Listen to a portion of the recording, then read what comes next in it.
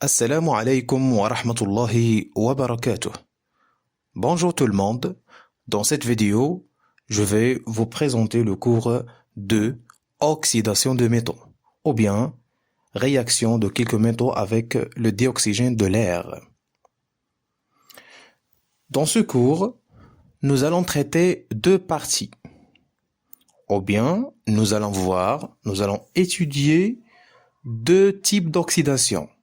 الأكسدة أكسدة الفلزات oxydation il y a l'أكسدة les métaux هما الفلزات. Donc comme j'ai dit, nous allons traiter deux types d'oxydation, oxydation de fer et oxydation d'aluminium. Vous savez tous que dans le premier cours de cette année, on a précisé les métaux qu'on va étudier dans ce semestre. On a précisé quatre types de métaux. On a dit qu'on va concentrer seulement sur quatre types de métaux, lesquels c'est le fer, l'aluminium, le zinc et le cuivre. Ici, nous allons étudier l'oxydation seulement de fer et d'aluminium. Commençons avec l'oxydation de fer. Nous allons partir par une expérience. Dans cette expérience, on va utiliser 4 clous en fer. Donc, comme vous voyez ici, on a un clou en fer. On l'a posé dans un récipient quelconque, soit par exemple un tube à essai.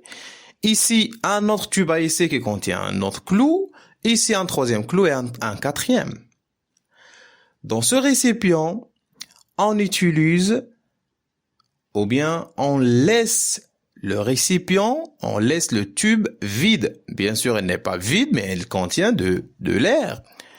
Mais l'essentiel ici, c'est qu'il ne contient que de l'air. Ça veut dire qu'il n'y a pas de vapeur d'eau. Ici, je dois écrire l'air sec et non pas l'eau sec. Ça veut dire quoi l'air sec? Ça veut dire l'air qui ne contient pas de l'eau, qui ne contient pas de vapeur d'eau. بالعربية كنقولوا الهواء الجاف. كما كنقولوا الملابس الجافة، الفواكه الجافة، les fruits secs, etc. Ça veut dire les fruits secs, ce sont les fruits qui ne contiennent pas de l'eau. Et aussi ici, on dit l'air sec. L'air sec, c'est l'air seulement. Comment faire pour rendre l'air sec? On sait tous que l'air, il contient toujours une certaine quantité de la vapeur d'eau. Mais ici, comment faire pour enlever, si vous voulez, cette quantité de vapeur d'eau? C'est tout simplement en chauffant ce récipient, en chauffant ce tube. On va le chauffer pour enlever la vapeur d'eau. Et il ne reste que de l'air. Ça veut dire que ce clos, il se trouve dans l'air sec. Et maintenant, le deuxième récipient. Le deuxième récipient, il contient l'eau de robinet. Ça veut dire l'eau naturelle, l'eau douce. Il contient aussi ce récipient un clou et une certaine quantité, comme j'ai dit, de l'eau de robinet. Et bien sûr aussi, ici, on a une quantité de l'air. Si vous voyez très bien, il y a un contact entre l'air et l'eau.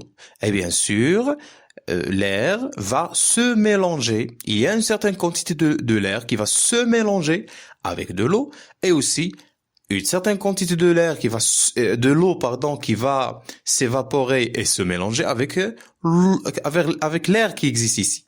Et dans ce cas, cette quantité de l'air, ou bien cet air, on l'appelle l'air humide et non pas air sec. D'accord? Donc, air humide. بالعربية كنقولوا الهواء الرطب. كنقولوا حنايا الرطوبة. بالفرنسية كنقولوا l'humidité. الرطوبة, ça veut dire qu'il y a une quantité de l'eau qui est mélangée avec une quantité de l'air. D'accord? On passe au troisième qui contient un clou en fer et l'eau aussi, mais dans ce cas, on utilise l'eau salée. Ça veut dire on a ajouté une quantité de sel. Bien sûr, l'eau salée ici, elle est toujours en contact avec l'air. Ça veut dire il y a un mélange, il y a une certaine quantité de l'eau qui va se mélanger avec de l'air. Et bien sûr, on a toujours l'eau ou bien l'air humide. Ça veut dire l'air humide, ça veut dire quoi? Ça veut dire une quantité de l'air plus une quantité de l'eau. D'accord? Le quatrième tube à essai, le quatrième récipient, il contient l'eau bouillante. L'eau bouillante, vous corrigez ce terme-là. L'eau bouillante, al-ma'u al-mughalla, ou al-ma' al-maghli. Il contient aussi un clou en fer. Mais ici, on n'a pas un contact direct avec de l'air. On a une couche de l'huile. On utilise une couche de l'huile. Le seul rôle de l'huile ici, c'est d'empêcher l'air à se mélanger avec de l'eau et d'empêcher l'eau à se mélanger avec de l'air. Ça veut dire ici, on n'a pas de l'air qui est humide. On a seulement l'eau ici. Pourquoi bouillante? Pourquoi bouillante? Pourquoi on a chauffé de l'eau jusqu'à l'ébullition pour éliminer s'il y a une petite quantité de l'air qui est déjà mélangé avec de l'eau. D'accord? دونك نسخنوا هاد الماء هذا باش يولي مغلى علاش باش نحيدوا هذيك الكميه ربما تكون شي كميه تما ديال الهواء اللي مخلطه مع الماء كنحيدوها كيبقى فقط الماء.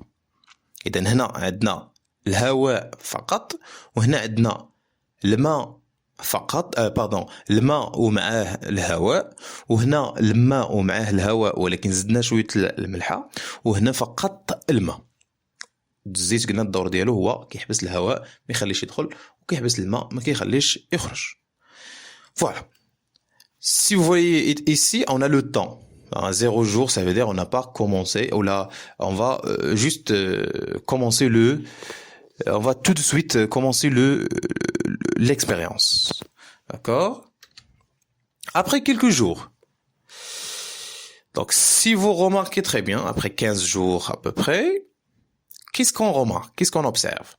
On observe que dans l'air sec, ça veut dire le tube qui ne contient que de l'air, il n'y a pas de formation de rouille.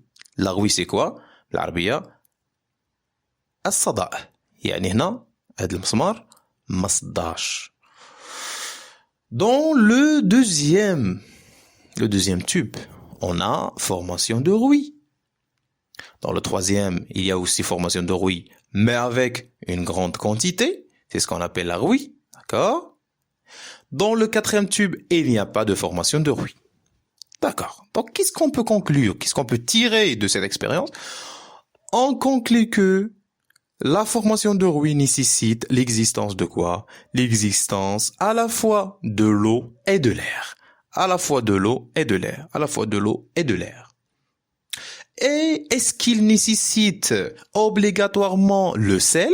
الملحة واش ضرورية؟ هنا لاحظنا في هذا المثال le sel n'est pas obligatoire, n'est pas nécessaire pour former la rouille. Mais qu'est-ce qui fait le sel? Si vous voyez très bien, il nous aide à former plus de rouille. Ça veut dire une grande quantité de rouille. Autrement dit, le sel, on peut dire que le sel accélère la formation de rouille. يعني هنا لكن غنتسناو حنا هنا واحد 15 جور باش تكون ليا قلت هكا ديال la quantité هذه de la rouille. On peut ajouter le sel ici avec de l'eau. Et bien sûr, cette quantité va grandir, va augmenter parce que à cause de l'existence, à cause de la présence de sel. يعني الملحة كتسرع التكون ديال هذاك الصدى. داكوغ ماشي الملحة كتصايب الصدى وإنما هي كتسرعوا، يعني عوض ما تكون ليا واحد الكميه تكون ليا في 15 يوم، زدنا الملحه، ديك الكميه اللي كانت غتكون في شهر غتكون ليا في 15 يوم، اولا داك الكميه اللي غتكون ليا في عام كتكون ليا في 6 شهور، وهكذا. دونك الا كانت الملحه فهي كتسرع لا فورماسيون de la rouille. D'accord? Donc, quels sont maintenant, si je pose la question, quels sont les facteurs de la formation de rouille? العوامل المؤثرة أو المؤدية إلى تكون الصدأ. C'est l'air et de l'eau. D'accord? Donc, جوج ديال الحوايج اللي خصهم يكونوا باش يكون عندنا. ها هما كاينين في هذه الحالة وكاين في هذه الحالة. الماء والهواء. ولكن قلنا الملحة ماشي ضرورية، ولكن il accélère cette formation de rouille. D'accord? Après autre expérience, les savants ont trouvé que le constituant qui entre sûrement à la formation de rouille, c'est le dioxygène. C'est l'un des gaz principaux qui constituent l'air. Si vous vous rappelez, l'année dernière, vous avez étudié que l'air il est constitué de deux gaz principaux, lesquels? C'est le dioxygène et le diazote. Les savants, après beaucoup d'expériences, ont trouvé que le gaz qui entre à la formation de rouille ici n'est pas tous les gaz de l'air, mais seulement le dioxygène. D'accord? Bien sûr, à la présence de l'eau. بالحضور ديال الماء. Cette formation de rouille, le phénomène de formation de rouille, c'est ce qu'on appelle l'oxydation de fer. D'accord? La formation, le fait de former la rouille, أننا يتكون لنا الصدأ، فهذا كيتسمى بالعربية الأكسدة. أكسدة الحديد، c'est l'oxydation de fer. D'accord? C'est tout simplement ça. L'oxydation de fer, c'est tout simplement la formation de rouille. D'accord? Qu'est-ce qui nécessite cette oxydation? Qu'est-ce qu'il a besoin pour avoir lieu, cette oxydation de fer? Il a besoin de fer, bien sûr, et de dioxygène, et aussi l'eau, bien sûr.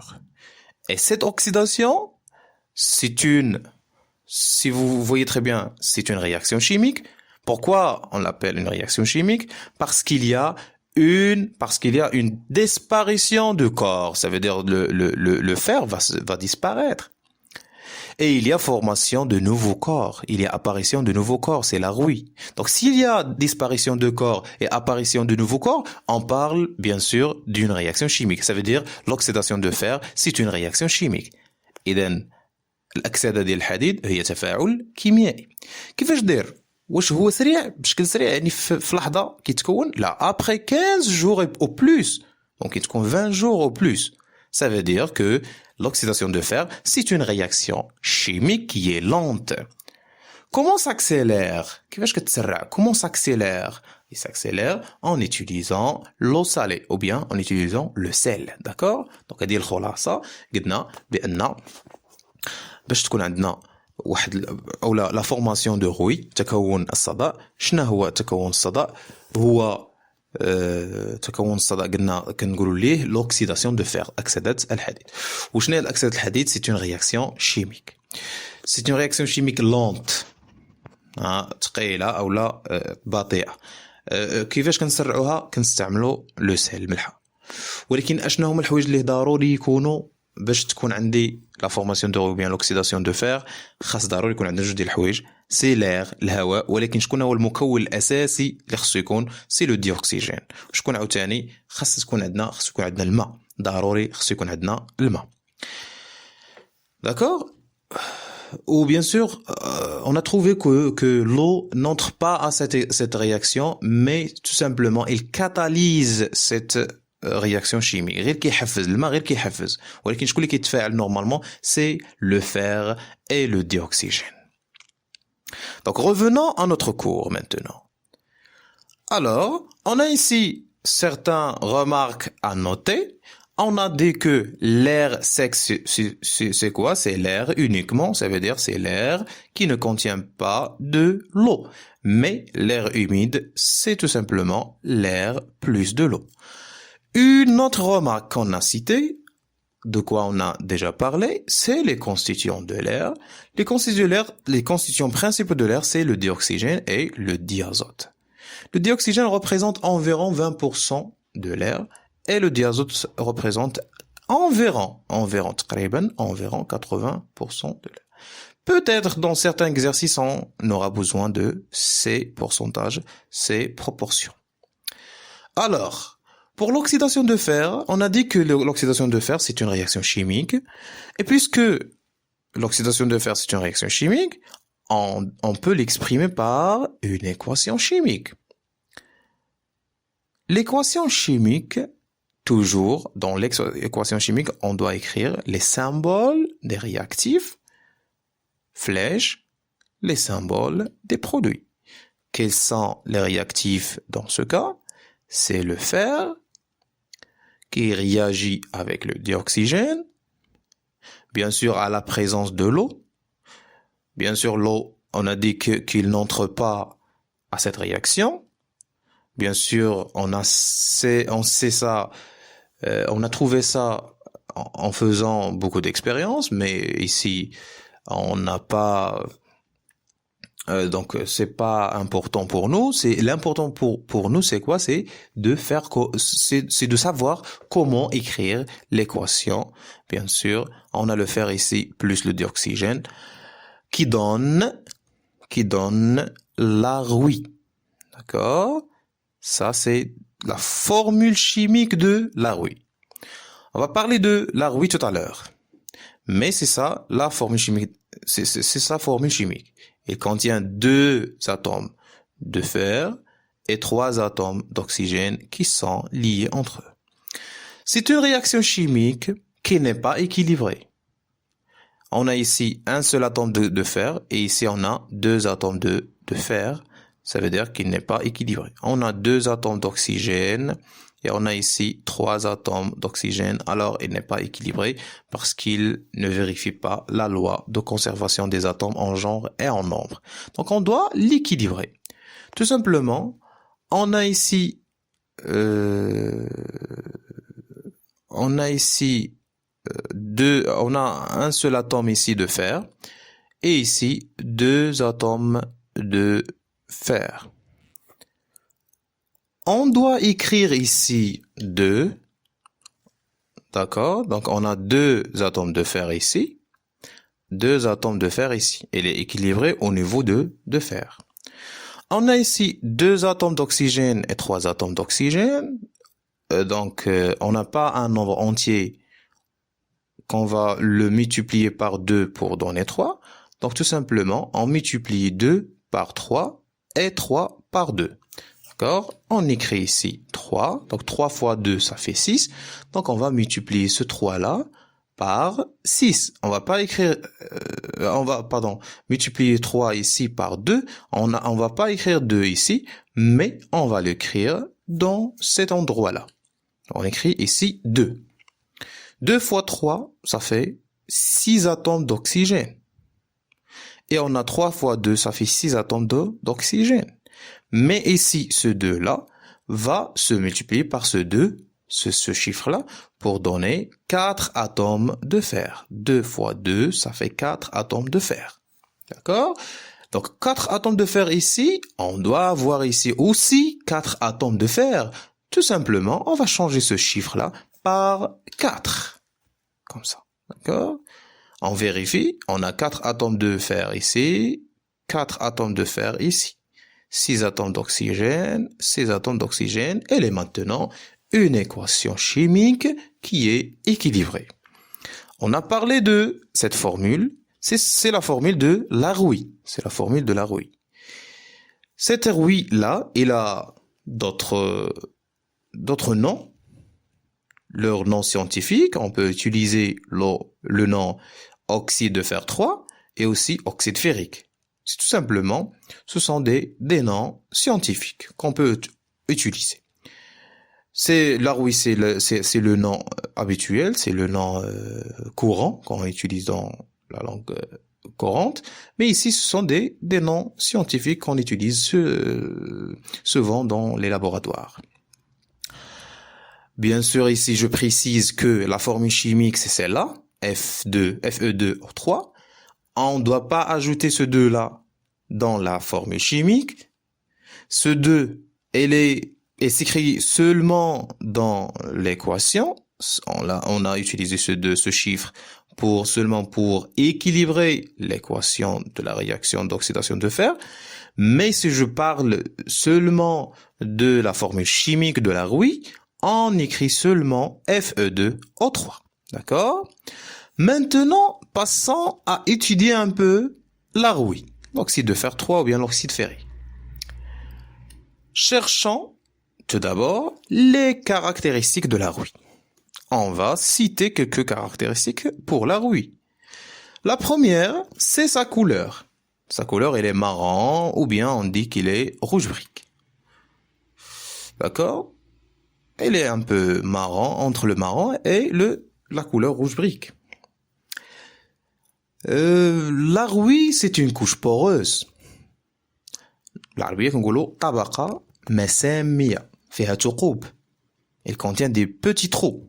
Elle est perméable de l'air. منفذة للهواء. Elle est perméable de l'air. يعني كتخلي الهواء يدوز. D'accord? إلا خلات الهواء يدوز. إلا خلات الهواء يدوز من غير يدوز لداخل. Il va passer vers le fer qui n'est pas encore oxydé. الحديد اللي باقي لداخل باقي ما تاكسدش دونك غتدخل عنده هذاك الهواء l'air surtout l'air humide. Bien sûr, le fer à l'intérieur il sera oxydé. Donc on aura une oxydation profonde de fer. أكسدة معمقة يعني في العمق au profondeur, une oxydation qui se trouve au profondeur, ça veut dire dans le fer qui existe à l'intérieur. Et après quelques jours, bien sûr, ou bien quelques années, quelques mois ou bien quelques années, le fer va disparaître. الحديد غادي يختفي. علاش؟ غادي توقع عليه ce qu'on appelle la corrosion. Ça veut dire l'oxydation profonde, elle cause la corrosion, التآكل. التآكل يعني الحديد غادي يتآكل غادي يكمل, il va disparaître. Le fer va disparaître. C'est ce qu'on appelle la corrosion, التآكل. D'accord? Mais pour nous, l'oxydation de fer n'est pas utile pour nous. Elle n'est pas utile. Elle n'a pas une utilité. Ça veut dire qu'on doit chercher comment protéger le fer contre l'oxydation ou bien contre la formation de rouille et contre, bien sûr, la corrosion. On doit le protéger. Citons ici quelques procédures à suivre, à respecter pour protéger le fer. Bien sûr, on peut appliquer une ou plusieurs techniques de ces techniques qui seront citées tout à l'heure. La première, c'est de la peinture. On peut appliquer la peinture sur le fer. Vous savez tous ce qu'on appelle la peinture. L'huile aussi, la graisse. Il y a nisbara ou le zit ou la graisse les canarfo. Ou bien le vernis aussi. Il y a une autre technique, ce qu'on appelle la galvanisation. Voilà, ici, je donne une petite explication pour la galvanisation. C'est tout simplement recouvrir le fer par une couche mince d'un autre métal. كنغطيو الحديد بواحد الطبقة رقيقة ديال واحد un autre métal ديال واحد الفلز آخر اللي ما كيتأثرش بالهواء الرطب qui ne s'oxyde pas ou bien qui ne s'infecte pas par l'air humide. Une autre technique, c'est de former ce qu'on appelle un alliage. بالعربية كنقولوا أشابة, تكوين أشابة. Ça veut dire quoi un alliage? C'est un mélange de fer avec d'autres matériaux. يعني كنشدو داك le fer وكنخلطوه مع autres matériaux. يعني كندوبوه وكندوبو معاه عاوتاني مواد أخرى ممكن يكونوا دي ميتو أو بيان autres matériaux مواد أخرى ونخلطوهم معاه بحيث أنه ما كيبقاش يتأثر بسرعة بالهواء الرطب. D'accord? Donc, qu'est-ce qu'on a vu ici? On a parlé un peu de la rouille, de l'oxyde de fer 3 ou bien l'oxyde ferrique. On a cité quelques caractéristiques et aussi les procédures, bien les techniques à respecter pour le protéger contre la formation les techniques pour protéger le fer contre cette oxydation. D'accord? On a fini la partie de oxydation de fer. On passe à l'oxydation d'aluminium. On prend ici une plaque en aluminium. Vous savez tous la couleur d'une plaque en aluminium. Elle est grise brillante. Lun ramadi lamia barraq. Après quelques jours, 15 jours ou 20 jours ou plus, qu'est-ce qu'on va remarquer? On va remarquer une formation d'une couche grisâtre, de couleur gris foncé. La couleur de cette couche, elle est gris foncé. C'est tout simple, c'est une couche et non pas, ça veut dire une couche mince et non pas une couche qui est épaisse. هنا ماشي واحد طبقة غليظة وإنما هي طبقة رقيقة بزاف وماشي الألومنيوم كله va se transformer en cette matière-là. Mais c'est tout simplement une couche qui est mince. Ce qui explique que l'aluminium aussi il s'oxyde. Donc on peut trouver aussi une oxydation pour l'aluminium. Donc l'aluminium aussi ممكن توقع عليه الأكسدة. Mais cette oxydation, il ne donne pas la rouille. On va voir qu'est-ce qu'il donne. Alors, pour l'oxydation de l'aluminium, bien sûr, puisqu'il y a formation d'un nouveau corps, ça veut dire une couche mince de couleur grisâtre, de couleur grise foncée, ça veut dire qu'il y a formation d'un nouveau corps.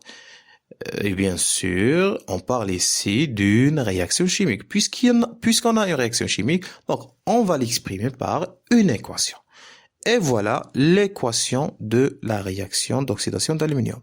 C'est identique à celle de l'oxydation de fer, mais ici en remplaçant le symbole de fer par le symbole d'aluminium et aussi le symbole de fer par le symbole d'aluminium et on écrit les mêmes chiffres pour équilibrer cette équation. D'accord? Et voilà pour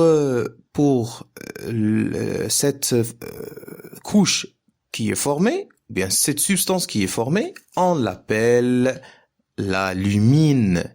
On l'appelle l'alumine. Son nom scientifique, c'est l'oxyde d'aluminium. On n'ajoute pas ici 3, donc on n'a pas oxyde d'aluminium 3, mais simplement l'alumine, c'est simplement oxyde d'aluminium. Sa formule chimique, c'est Al2O3, bien sûr, sans ajouter ce chiffre. Ce chiffre est utilisé seulement pour équilibrer l'équation. Parlons maintenant de quelques caractéristiques de l'alumine. La couche formée, on l'appelle l'alumine et non pas aluminium. Donc, cherchons un peu sur les caractéristiques de l'alumine. Tout d'abord, on commence par sa couleur. Sa couleur, on a dit gris foncé, qui n'est pas clair, qui n'est pas brillant. Hein, un gris qui n'est pas brillant, gris foncé.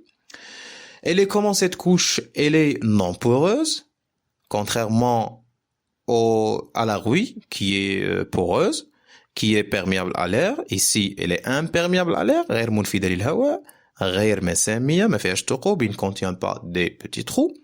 Et bien sûr, il ne va pas causer la corrosion. Il ne cause pas la corrosion. D'accord? Et à votre avis, est-ce que l'aluminium, dans ce cas, elle a besoin d'une protection comme le fer? Ici, on a cherché des procédures, des techniques pour protéger le fer parce qu'il y a une corrosion pour le fer. Ici, on n'a pas de corrosion. Alors, l'aluminium n'a pas besoin de protection. Donc, on va pas parler de procédure de protection pour l'aluminium. Et voilà la fin de cours de l'oxydation des métaux dans l'air ou bien dans le dioxygène de l'air.